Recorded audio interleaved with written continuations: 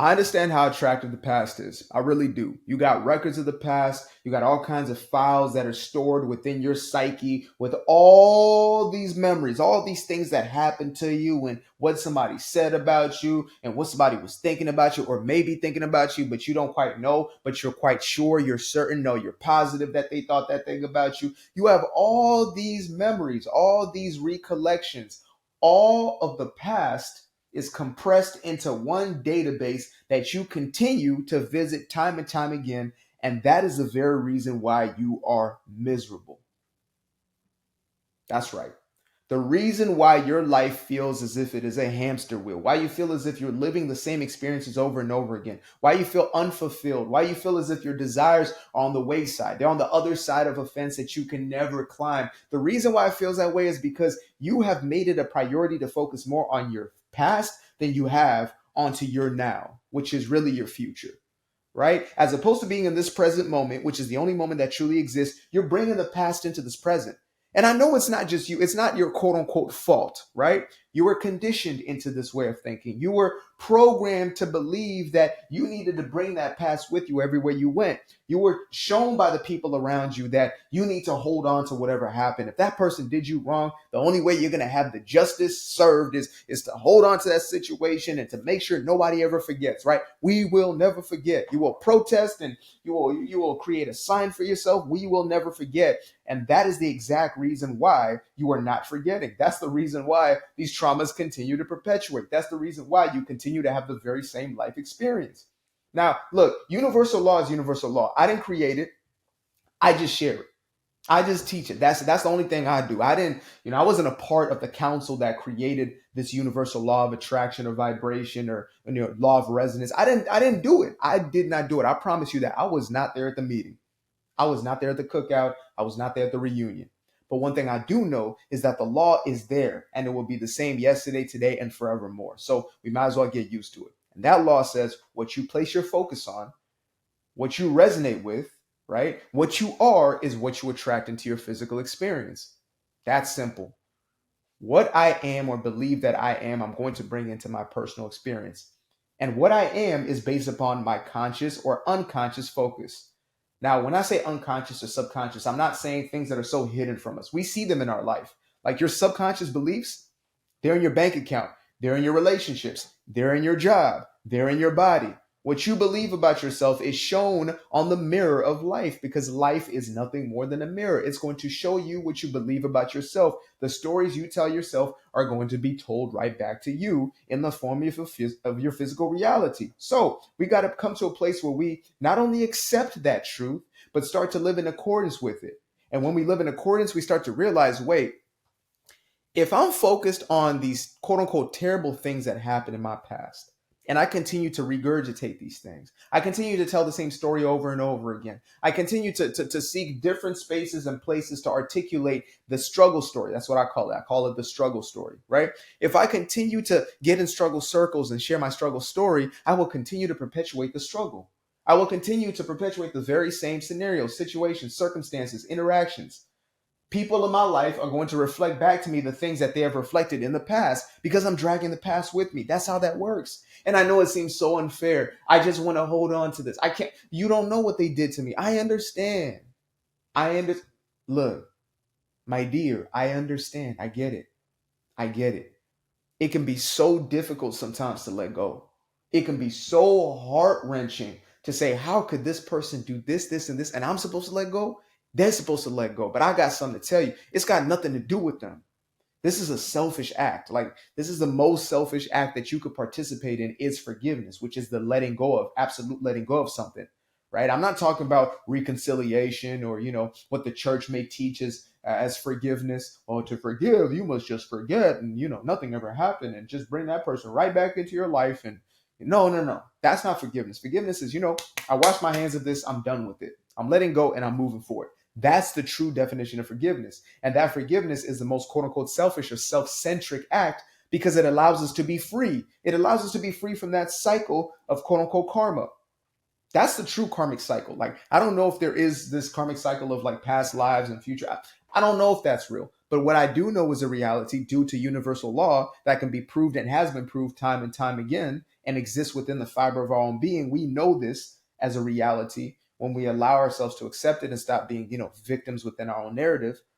But we know that when we hold on to something, that thing is going to stay in motion. It's going to stay in cycle.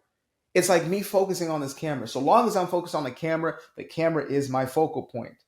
I am in the consciousness of camera. As soon as I turn away from the camera, I turn to something else. Right now, I'm looking at my microphone setup. Now my consciousness is a microphone setup. I'm looking at my laptop. Now my laptop is a phone. That's how our creative abilities work. Whatever we put our focus on, and it's not just my physical focus, right? It's not just what am I laying my eyes upon. It's what am I placing my heart, my intention upon. What is the inner conversation and dialogue that I'm having? What are the visuals that I'm entertaining? And when we hold on to the memories of the past, right? When we hold on to these memories, we feel justified for holding on to that bitterness, that resentment, that frustration, that anger that we're holding on to. We're creating more and more of that. That becomes our focal point. So it fills our consciousness. It fills our emotional state. It then becomes the actions that we pursue. It then becomes the things we attract and the experiences we attract and the type of people we attract. This is how the past keeps you in bondage.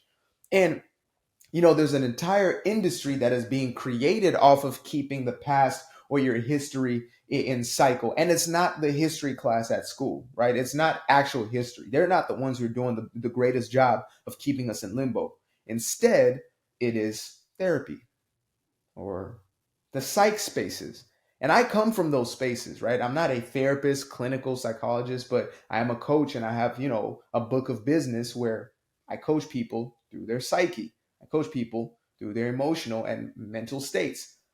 And I know how deeply attractive it is to continue to repeat the very same story over and over again. I know how compelling it is to repeat that story. I know how that is as much a dopamine fix as, going to get that slice of cake in the fridge that you said you weren't going to eat 7 slices ago. I know how compelling it is.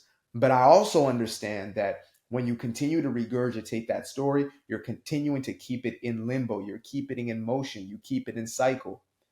So when you're somebody who finally awakens to the truth of life and how life works, and you finally become a conscious creator, the last thing or the worst thing you can do for yourself, it's not good or bad, it's just the worst thing for your own sake, is to find yourself in spaces and places where you continue to regurgitate the past. If you feel that the people around you, all they do is talk about what happened, all the terrible things that happen, because there's a difference, right? Obviously, I'm not talking about, looking back and admiring and being so grateful and thankful for the experience that you had. You know what I'm talking about. I'm talking about you rolling your eyes at your past, or you griping and crossing your arms at your past, you scolding your past, whether it's things that other people, quote unquote, did to you or you, quote unquote, did to yourself. When you keep those things in motion, you keep those things in limbo, you keep those things in cycle, you will perpetually create that as your reality. And the only way you can break that is to put your focus on something else. So yes, you must go through a actual healing process, or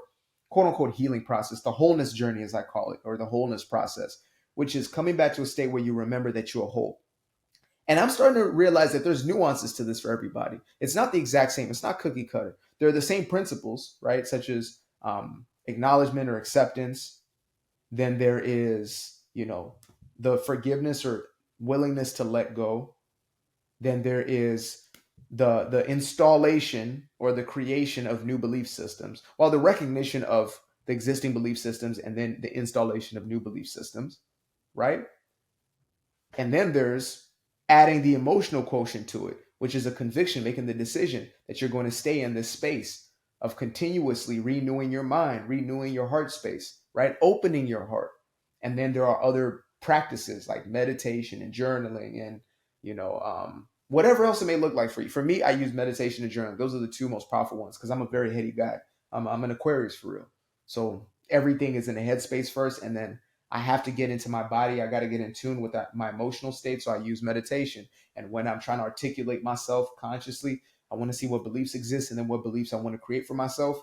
I write and I speak, obviously. This is another form. For me, this is as much a part of my practice as anything else. That's why I'm so, some would say verbose, others would say prolific, right? Some would say, I talk too damn much, and other people would say wow, he's just, he's so filled with creation. It just depends on your perspective.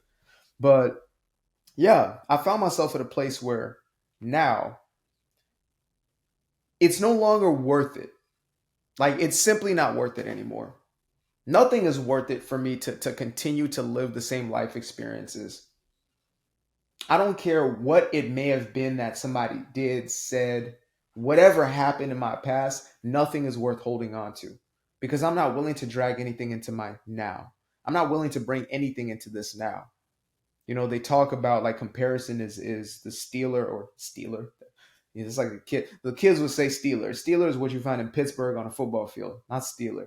But comparison is the robber of joy, right? And I would even add not just comparison, but holding on to the past, right? Resentment, bitterness. Those are truly robbers of joy. Anything that is in that lower vibrational space that you keep yourself in, that you choose to offense, is the robber of joy. If you choose to continuously be offended, if you choose to allow those triggered moments to become offenses that you hold on to, and you allow them to become bitterness, and bitterness to become resentment, resentment to become hatred, you will suffer as a byproduct. It's nobody else. Nobody else. Look, I know this because I was this. I held on to grudges like you wouldn't believe, and I was able to justify myself. It's not a grudge. It's just, even as a Christian, when I was a Christian, right? When I classified myself as this Christian being, Christian entity, right? The product of the Christian church, I held on to a lot of resentment. I had a lot of grudges. I had a lot against a lot of people, and I was able to justify because I just said, well, those are non-believers. Those are heathens. These people are evil or whatever it was. That was my belief system at that point in time.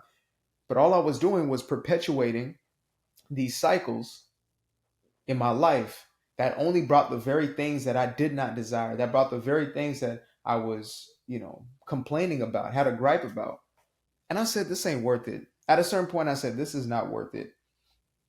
It really is not. And it's definitely not worth staying in these struggle circles and continuing to have these conversations with people who, frankly, could care less whatever your life becomes. They just care to vent their stuff, and they don't even know they're creating more and more of their own problems. The person who complains most is the one who's creating their own things to complain about. Life is a mirror, period. So if you want more on the subject matter, let me know in the comment section. If you want to get deeper into any nuanced aspect of this, please let me know. But for right now, I'll give a quick shameless plug. Man, the first video I recorded today, I had a glass right here, and I turned back to get the book, and I knocked the whole thing over. It was a situation, but I'm going to move from the past, and now we're here. And the here is my first published book, Doing Me Guilt-Free, Breaking Free from People Pleasing and Unleashing Your True Personal Power. Make sure to get yourself a copy of one of these. This is going to be a lifetime investment for you. It is a lifetime investment for me. I bought myself a copy, 2 copies, actually. Boom. The writer's guide, that real manuscript type, and then this one, which you'll be getting for yourself. So get yourself one of these by clicking the link in the description below. Until the next time, namaste, namaskar.